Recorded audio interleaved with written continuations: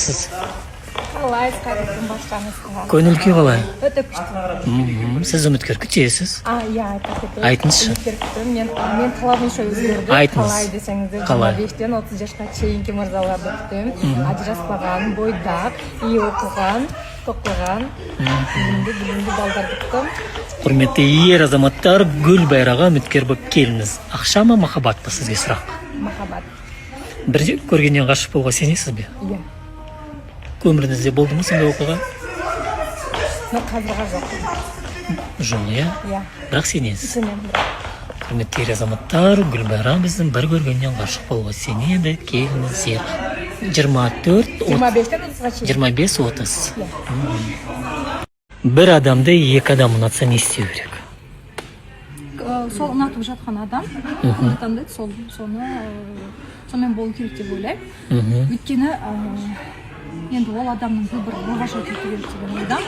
Сол үшін егер сені таңдамайды, мен мысалға таңдамаса, мен ол адамға ренжімеймін. Өйткені ол адам өзін таңдауы бар деген сияқты. Барып өзін не жатса екі, былай жасай алмайды. Түсінікті. Ақша ма, махаббат па? Махаббат. Бір көргеннен ғашық болуға сенесіз бе? Сенесіз. Ашық айту немесе үндемей қалу? Ашық айту. Рахмет. Рахмет. Ашық айту ма, әлде үндемей кету ме? Негізі ашық айту, бірақ мен көбінде үндемей кетуді қабылдаймын. Білмеймін неге екенін, көбінде ішімде сақтап қалам, адамның көңіліне қалып қалмай, тиіп кетпейін деген ойда.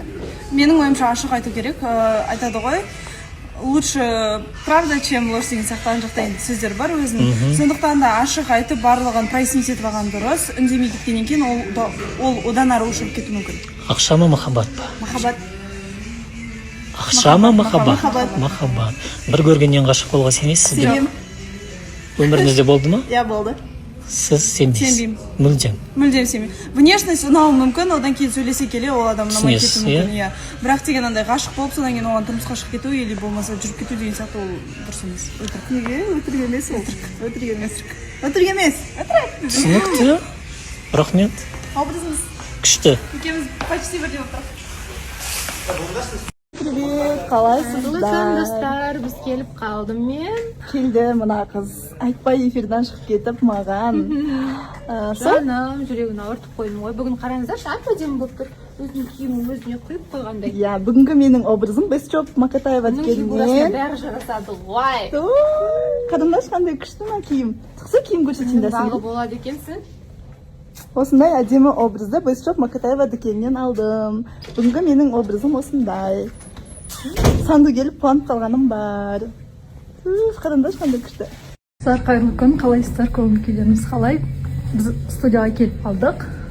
Эфирдеміз уже. Менде бүгін осындай шикарный образ. Двойка. Негізі шалбар көп киімей жүргенім, бірақ та мына шалбарды кимеске болмады. Көріп тұрғандарыңыздай өте әдемі, фигураңды подчеркивать етіп тұратын осындай корсет түстес.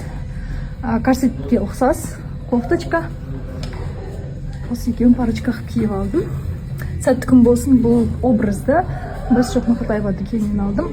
Инстаграмда ссылка етемін. Өтіп тапсырыс беріңіздер, қыздар.